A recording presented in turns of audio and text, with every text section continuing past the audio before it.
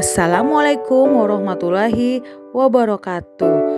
Halo semuanya, perkenalkan nama saya Nursia AMDKEP. Saya peserta Latsar CPNS Kabupaten Bulungan tahun 2022.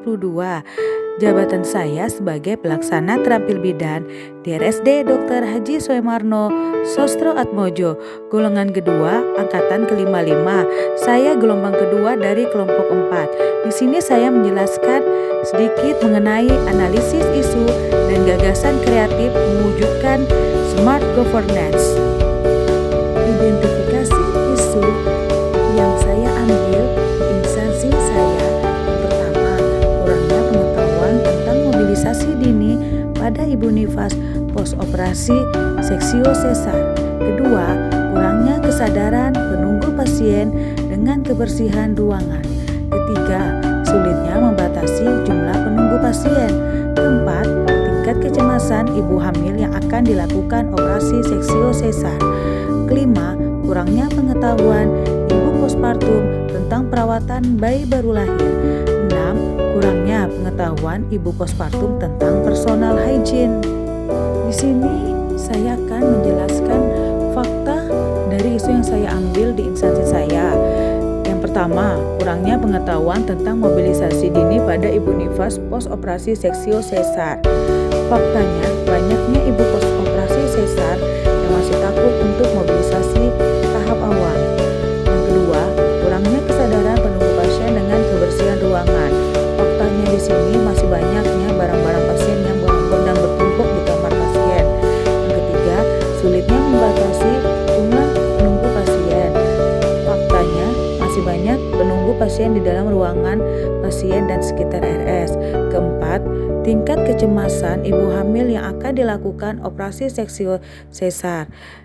Fakta di sini masih ada beberapa ibu hamil yang cemas dan takut akan dilakukan operasi. Kelima, kurangnya pengetahuan ibu postpartum tentang perawatan bayi baru lahir. Terdapat fakta masih ada beberapa ibu postpartum yang bertanya mengenai perawatan bayi baru lahir.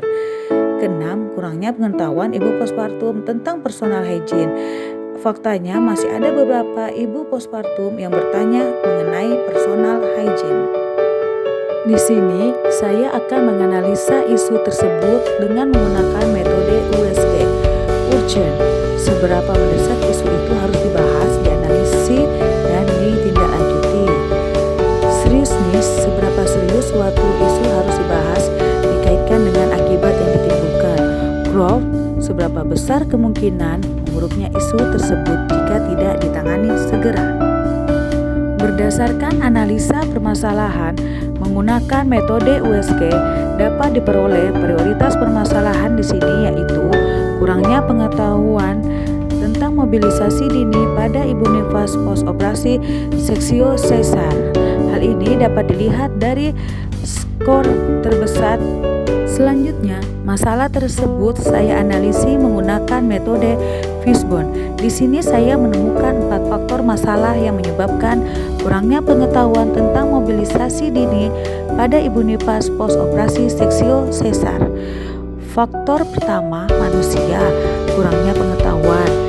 Faktor kedua, metode, kurangnya minat baca dan mencari informasi serta kurangnya informasi dari tenaga kesehatan. Faktor ketiga, bahan media edukasi. Faktor keempat, lingkungannya, kebiasaan yang sudah membudaya. Berdasarkan isu yang saya ambil, saya memiliki gagasan kreatif untuk menyelesaikan isu tersebut. Yang pertama, membuat media edukasi seperti leaflet, lembar balik, dan lain-lain. Yang kedua, melakukan KIE. Yang ketiga, melakukan survei pengetahuan ibu pos operasi sesar terhadap mobilisasi dini tahap awal. Yang keempat, mempraktekkan senam nifas tahap awal pada ibu pos operasi sesar.